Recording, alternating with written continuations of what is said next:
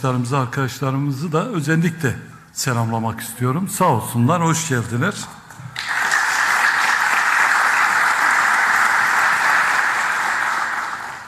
Buraya gelmeden önce Milliyetçi Hareket Partisi Genel Başkanı Sayın Bahçeli ve heyetiyle bir görüşme yaptık.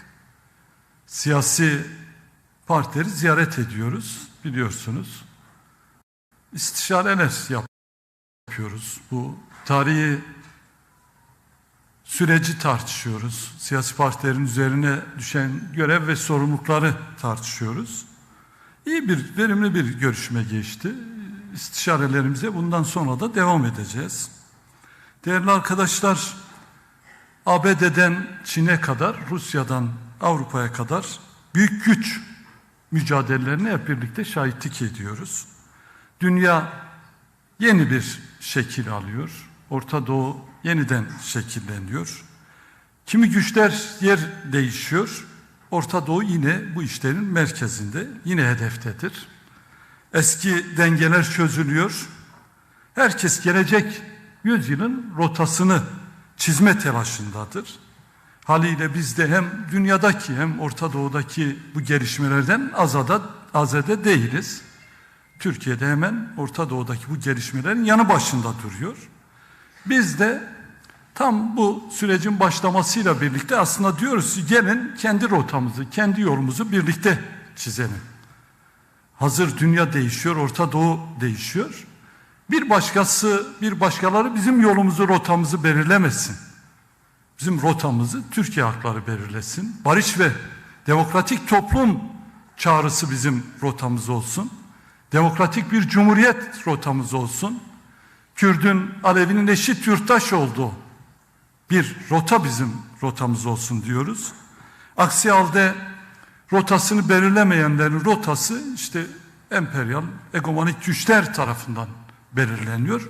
Onların belirlediği rotalar da hem o ülkelere hem bölgeye yaşayan insanlara kan, acı ve gözyaşı getiriyor. Kansız, acısız, gözyaşısız bir Türkiye ve bir Orta Doğu hepimizin özlemini duyduğumuz bir gelişme olur. Bunun mücadelesini veriyoruz.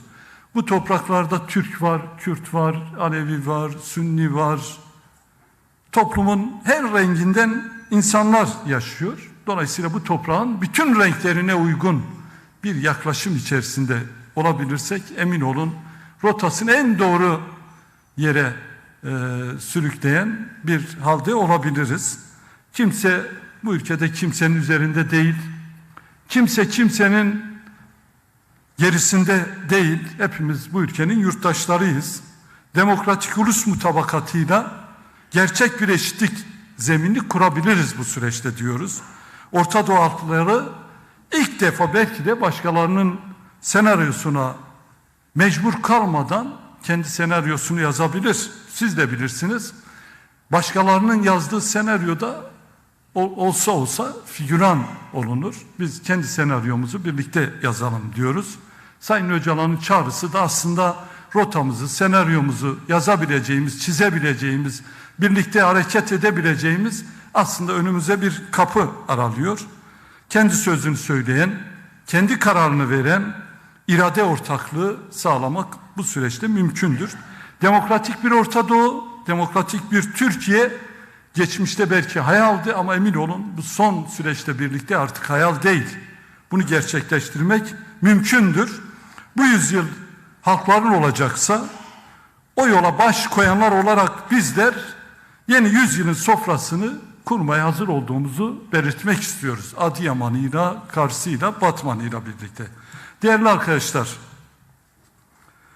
evet tarihi bir dönemde olduğumuzu söyledik ama bu tarihi dönemde güven inşa etmek bu sürecin can damarıdır. Hem Kürt halkında hem Türkiye halklarında aslında bu yürüyen sürece ilişkin bir tereddüt var, bir güven sorunu var.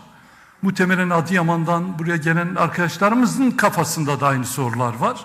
Bir sürecin layıkıyla devam edebilmesi için güven ortamının da tesis edilmesi gerekiyor. Bu güveni yeniden tesis etmek için hepimize büyük görev ve sorumluluklar düşüyor. önemli görevler düşüyor.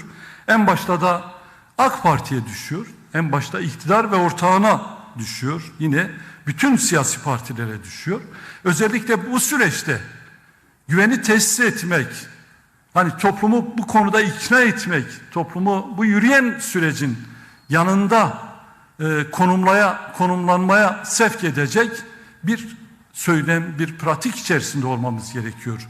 Bu konuda aslında başta AK Parti olmak üzere birçok siyasi partide deneyimi olan, birikimi olan, geçmişte bu süreçlerde yer almış insanların da artık bence bu süreçte söz kurması gerekiyor, öne çıkması gerekiyor. Bu sürecin toplumsallaşması için onların da bu sürece katkı sunacağı bir pratik içerisinde olmaları gerekiyor. Yani bu süreçte sadece DEM Parti değil, herkes daha cesur olmalı, daha büyük bir sorumlulukla hareket etmeli ve bu sürece katkı sunacak söz, pratik ve eylem içerisinde olması gerektiğini belirtmek istiyoruz. Bakın sizler şahitsiniz, biz gece gündüz sahadayız.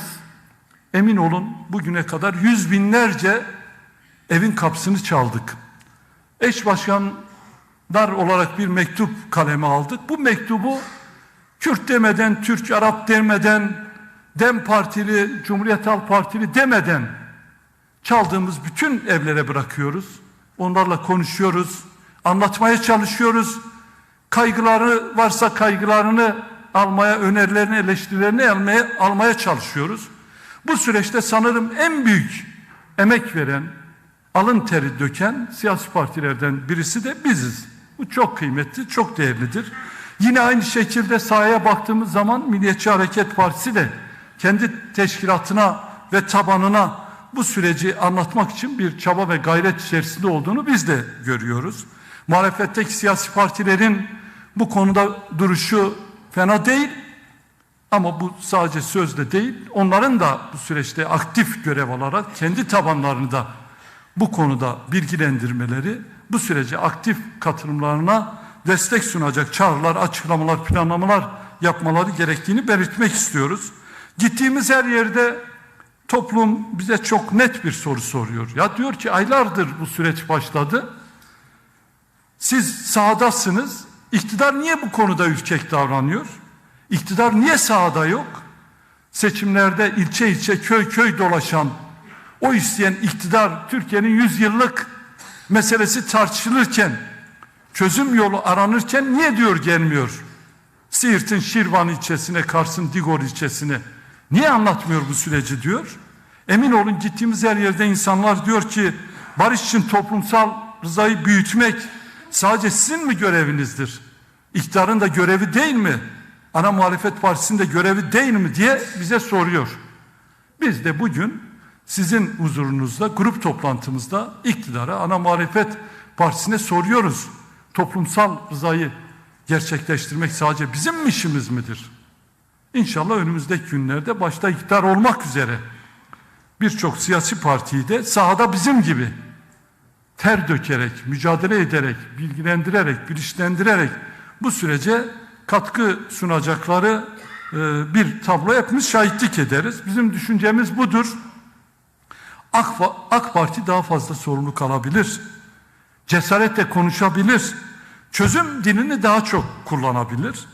Em dibêjin aşitî niyet ame aştî brûmet niyeta ki aştî ise bira derketin mederi, bira derketin nav gel, bira bigere. İnşallah ona izi mantpırsime bibiyecin. Değerli arkadaşlar, peki güven sadece sözle mi olur? Tabii ki söz önemlidir ama sadece sözde olmaz. Güven verici adımların da atılması gerekiyor. Bugün bir yandan barışı konuşuyoruz ama bir yandan cezaevlerine bakarken büyük bir acı yaşıyoruz. Bakın, hasta mahpuslar meselesi vicdanları sızlatan acı bir gerçek. Adalet Bakanlığı'nın verilerine göre günde 2 hasta tutuklu hayatını kaybediyor cezaevlerinde. 515 günde 1026 hasta tutsak yaşamını yitirmiş. Yanlış duymadınız ya. 1026 hasta tutsak yaşamını yitirmiş. Tedavi edilse belki bugün yaşayacaklardı. Onları bekleyen eşlerinin, çocukların, ailelerinin yanında olacaklardı. Her gün neredeyse 2 cenaze, 2 tabut çıkıyor ve insanların omuzlarında gömülüyorlar. Bu dehşet tabloyu sona erdirmek barışın en ilk ve en acil adımıdır. Bir diğer adımı da infaz düzenlemesine ilişkin olmalıdır. Yıllardır keyfi nedenlerle cezaevlerinde kalan binlerce insan adaletin aşınmasına neden oluyor. Bunu artık herkes görüyor. Bu sürecin odağında olan adalet duygusunu zedeleyen infaz kanunu artık demokratik standartlara göre yeniden düzenlenmeli, cezaevleri boşalmalıdır ve cezaevindeki bulunan tutsakların aileleri çifte bayram yapmalıdır diyoruz. Bu konuda, bu dediğimiz çerçevede çıkacak bir infaz paketinde destekleyeceğimizi, aksi halde kendi düşüncelerimizi o platformda dile getireceğimizi belirtmek istiyorum. Hafta sonu Diyarbakır'daydık. Ahmet'te yerel yönetimler ara dönem konferansımız yapıldı. Seçilmiş birçok kentten arkadaşlarımız da oradaydı. Çok verimli tartışmalar oldu ama konferansta en çok güven artırıcı adımlar konuşuldu, tartışıldı. Kayımların kaldırılması ve yerel demokrasinin güçlendirilmesinin Türkiye'nin demokrasisine yapacağı büyük katkıyı hep birlikte konuştuk. Halkın iradesine müdahale eden kayyum uygulaması demokrasiye aykırıdır. Türkiye'nin barışını konuştuğunu, barışını aradığı bu süreçte artık bence bu kayyum belasından Türkiye kurtulmalıdır. Güven artırıcı önemli adımlardan biri de siyaset ve medyada kullanılan dildir. Eskinin diliyle yeni bir yüzyıl kurulamaz. Eskinin diliyle yeni bir yüzyılda demokratik bir zemini oluşturamayız. Medyanın dili en başta acilen değişmelidir. Halen sürece uygun olmayan, zehirli, tahrik edici bir dil kullanılıyor. Bilen bilmeyen herkes konuşuyor. Herkes yorum yapıyor. Aynı insanlar futbolu da yorumluyor. Psikoloji de anlatıyor. Felsefe de anlatıyor. İklim değişikliğini de anlatıyor. Kürt meselesini de anlatıyor. Bence artık Türkiye bu tür yorumlardan, bu tür yaklaşımlardan kurtulmalıdır. Sabah akşam bize ve değerlerimize hakaret edenlerin dili çözümü zeminini zehirliyor. Çok açık söylüyorum. Biz de tabanımızda oldukça rahatsızız. Sevgili Adıyamanlar, gece gündüz bize hakaret eden bu kimi medya yayın organlarındaki bu dili siz gerçekten kabul ediyor musunuz? Katılıyor musunuz? Dolayısıyla bu süreç en başta dille başlar. Bu dilin de en başta medyada çözülmesi gerekiyor. Medya çözüm dilini ne kadar benimserse, ne kadar konuşursa barışın toplumsallaşması da o kadar güçlü olur. Barış toplumda başlar, barış dilde başlar, toplumda hayat bulur.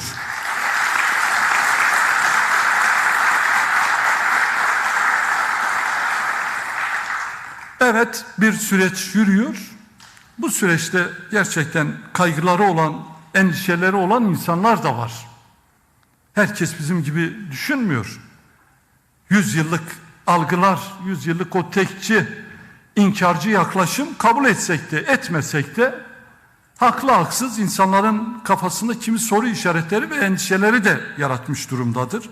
Çok net söylüyorum. Defalarca söyledik ama yine söylüyorum. Bu ülkenin başkenti, dili ve bayrağıyla hiçbir zaman bir sorunumuz olmadı. Hiçbir zaman da bizim tartışma konumuz değil. Evet, sesini duyuyorum o endişeleri olanların. Peki bunlar değilse siz ne istiyorsunuz diye soruyorlar şimdi bize. Onlara da yanıt veriyor. Derdimiz Türkiye'nin değerleriyle değil, rejimin demokratik olmayan karakteriyledir. Rejimin Kürt'ü kabul etmeyen karakteriyledir. Rejimin Alevi eşit yurttaş saymayan karakteriyledir. Altını çizerek söylüyorum. Biz devlet artı demokrasi formülünü savunuyoruz. Devlet artı demokrasi. Demokrasinin olmadığı devletin 100 yıldır bu ülkeyi nereye getirdiğini hep birlikte şahitlik ediyoruz. Kürt'ün dilinin, kültürünün ve varlığının dışlanmadığı, Alevilerin eşit yurttaş olacağı bir ülke istiyoruz. Ne istiyormuşuz? Tekrar ediyorum. Kürdün dilinin, kültürünün ve varlığının dışlanmadığı, Alevinin eşit yurttaş olacağı bir ülke istiyoruz.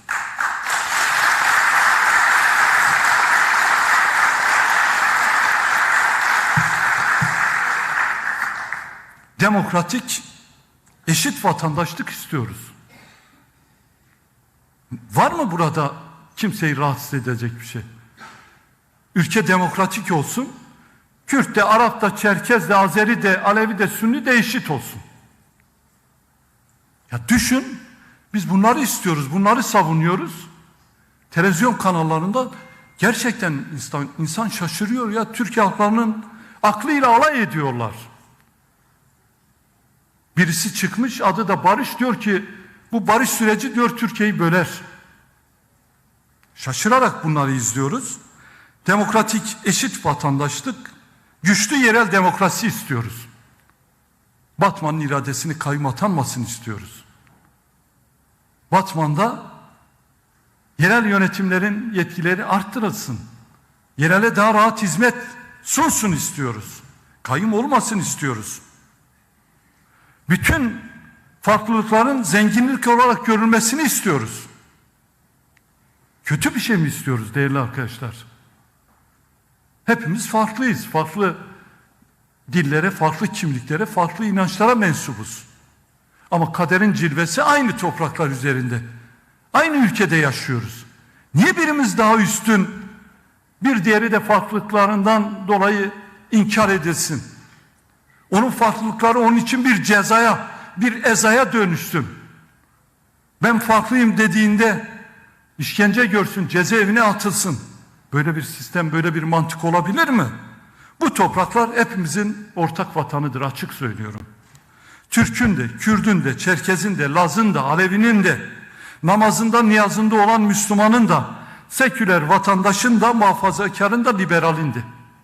Biz böyle görüyoruz. Bu renkliliğe, bu çoğulculuğa uygun bir yaklaşımın, bir toplumsal sözleşmenin olmasını istiyoruz. Bazı vatandaşlar da şunu soruyor, demokrasiyi hedeflemeyen barış mı olur? Değerli arkadaşlar, bizler bu sürecin menziline demokrasi ve hukuk koyduk. Bu sürecin özü eşit bir kardeşlik hukuku ve demokratik toplumsal mutabakattır. Barış demokratik topluma ulaşmamızı sağlayacak yegane köprüdür. Yani ne yapacağız? Barış köprüsüyle birlikte demokrasiye ulaşacağız. Hep birlikte demokrasiyi sağlayacağız diyoruz. Bu köprüyü hep birlikte inşa edeceğiz. Çünkü barış sadece solcuların, sekülerlerin, sağcıların, muhafazakarların, milliyetçilerin, hepimizin ortak hakkıdır. Sadece bizim değil. Bu ortak hakkı da birlikte savunmalıyız. Bu köprüyü de birlikte inşa etmeliyiz. Bakın, bazıları da bize sürekli, emin olun, isteyerek ve bilerek bunu yapıyorlar. MHP ve AKP ile işbirliği mi yapacaksınız türünden sorular yöneltiyor. Net olarak söyleyelim. Barış ve demokrasi bizden de Cumhur İttifakı'ndan da daha büyüktür. Barış ve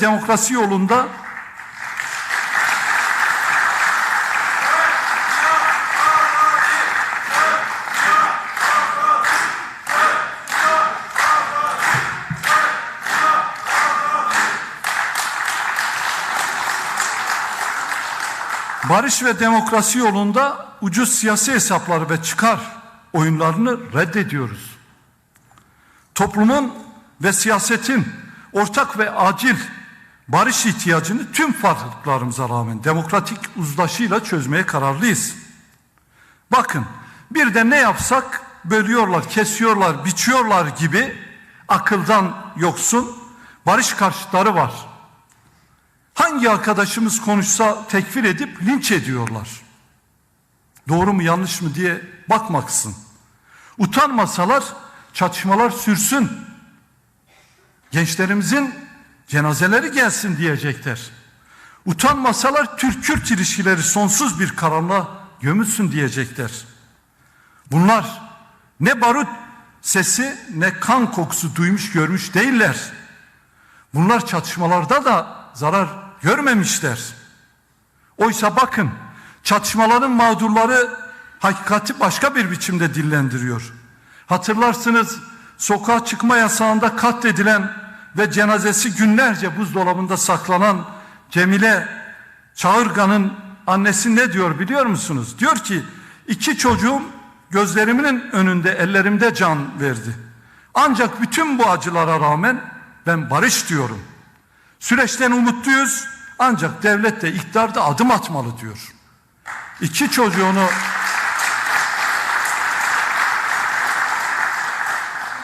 çocuğunu yitiren Cemile'nin annesi, barış olsun, ben acılarımı yüreğime gömerim diyor.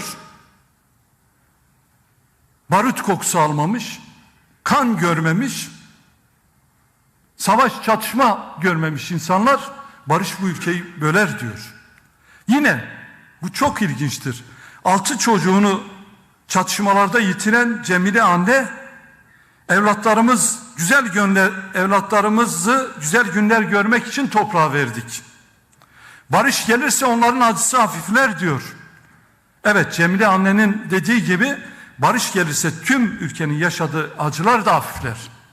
Ya 6 çocuğunu yitirmiş Cemile anne, barış gelirse acım hafifler diyor. Bir şeysini vermemiş insanlar diyor, Kürtler ve Türkler sonsuz kavga etsinler, cenazeler gelsin diyorlar.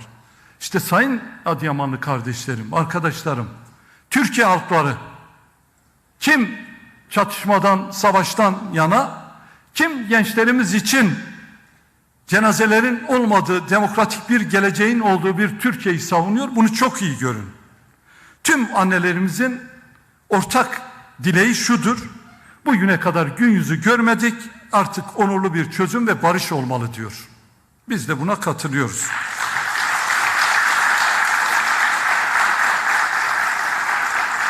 Bakın, dünyada savaşın ne olduğunu çok iyi bilen birisi var.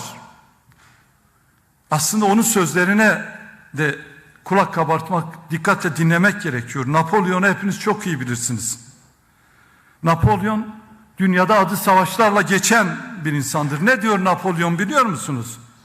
Sadece bir gün bile savaşsaydınız, geri kalan ömrünüzün tamamında savaş olmasın diye dua ederdiniz diyor. Yani sadece bir gün savaşsaydınız diyor, ömrünüzün kalan bütün zamanında savaş olmasın diye dua ederdiniz diyor. Napolyon bunu diyor.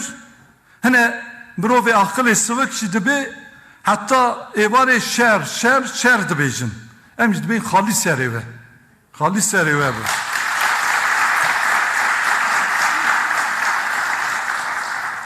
Adıyamanlı arkadaşlarım daha iyi bilir. Komagene'nin o Adıyaman'daki heykellerinde tokalaşan tasvirler var. Belki siz de bilirsiniz. Tarih bunun örnekleriyle doludur ama Komagene heykellerinde bu çok net bir şekilde tasvir edilmiş. İşte biz Komagene'deki o tokalaşmanın arkasındayız. Onu savunuyoruz. Bunu esas alacağız. İnşallah bu ülkeye de tokalaşarak barışı getireceğiz. Emin olun değerli arkadaşlar, barış karşıtları ne yaparsa yapsın, asla bunlara prim vermeyeceğiz. Doğru bildiğimiz yoldan vazgeçmeyeceğiz. Kimsenin imtiyazlı yaşamı için milyonların geleceğini heba etmesine izin vermeyeceğiz ve bunun sözünü sizlere veriyoruz. Değerli arkadaşlar, kim ne der, ne hesabın peşine düşerse düşsün, biz artık omuzlarımızda bu ülkenin gençlerinin tabutlarını omuzlamak istemiyoruz.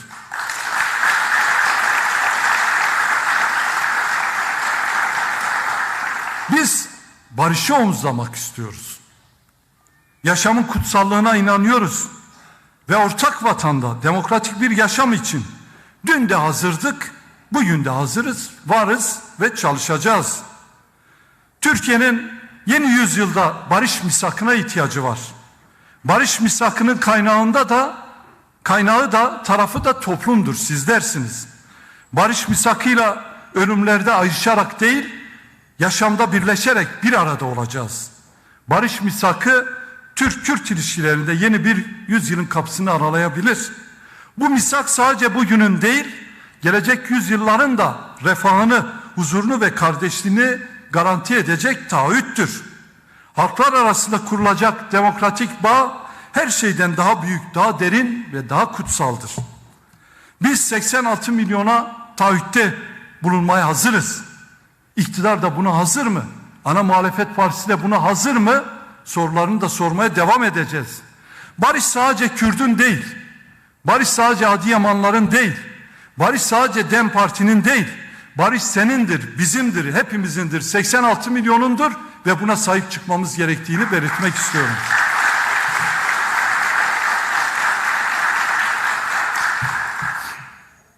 Sayın Öcalan'ın kardeşlik hukuku çağrısı demokratik ulus mutabakatı temelinde yeni ve kalıcı bir toplumsal sözleşmenin ruhunu yansıtıyor. 1000 yıllık kardeşliğimizi eşit yurttaşlığa dayalı demokratik bir anayasayla güvence altına alabiliriz. Bakın arkadaşlar, bugün birlikten arındırıp kurumsal çözümlere odaklanma zamanıdır. Siyasetin benden bize, kişisel hedeften ortak gelecek eksenine kayması anayasal dönüşümü hazırlar. Anayasa tartışması tabu değil.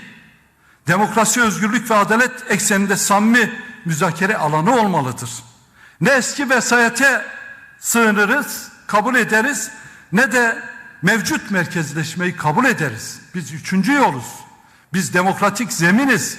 Biz 86 milyon insanın barış içerisinde kardeşçe yaşamasını savunan bir yoluz ve öyle olmaya devam edeceğiz. Biz kimsenin yedeği ya da pazarlık unsuru değiliz ha. Biz DEM Parti'yiz. Arkasında yüzlerce, binlerce arkadaşımızın yaşamını yitirdiği, 40 yıldır bütün zulüm ve acılara rağmen ayakta durmayı bilen, Türkiye'nin en temel zemini haline gelen bir partiyiz. Biz öyle kimsenin yedeği de değiliz. Kesinlikle pazarlık unsuru da değiliz, olmayız da. Bu süreç de o süreç değil. Biz demokratik siyasetin kurucu unsuruyuz ha, kendisiyiz. Bizden daha demokratik zemin mi var? Bizden daha demokratik zemin mücadelesini kararlıca yürüten başka bir zemin mi var? Rotası demokrasi olana elimizi uzatırız. Barışa gönül verene de yüreğimizi açarız. Ama ikisi de olmayan karşısında da mücadele ederiz. Değerli arkadaşlar, iktidardan muhalefete, toplumsal kesimlerden inanç örgütlerine kadar herkesi barış etrafında buluşmaya davet ediyoruz. Emin olun bu davet çok kutsal bir davettir. Bu davet kavganın, çatışmanın olmadığı bir Türkiye'de insanca, kardeşçe, eşitçe yaşayabileceğimiz bir yaşama bir davettir. Eğer güçlü Türkiye diyorsak bunun yolu demokratik Türkiye'yi kurmaktan geçer. Eğer güvenlik derdimiz varsa bunun yolu toplumsal barış ve demokrasidir. En büyük güvenlik tel örgüleri, beton bariyerler değil. Kendi ülkesinde toplumsal barışı sağlamış bir ülkenin mayına da, tel örgüsüne de, beton duvarlara da ihtiyacı yok. Toplumsal barışını sağlamış bir ülkeye kimse art niyete, kötü niyete zaten bakamaz da. Eğer ortak gelecek diyorsak niyette kalmamalı, hemen harekete geçmeliyiz.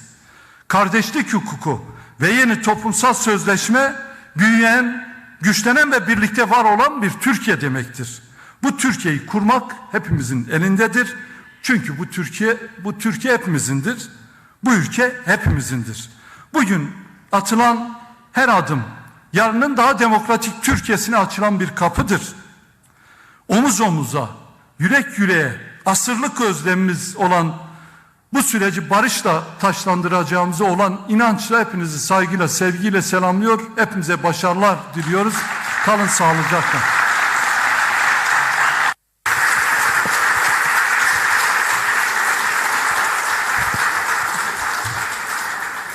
Biz de eş genel başkanımıza yaptığı konuşma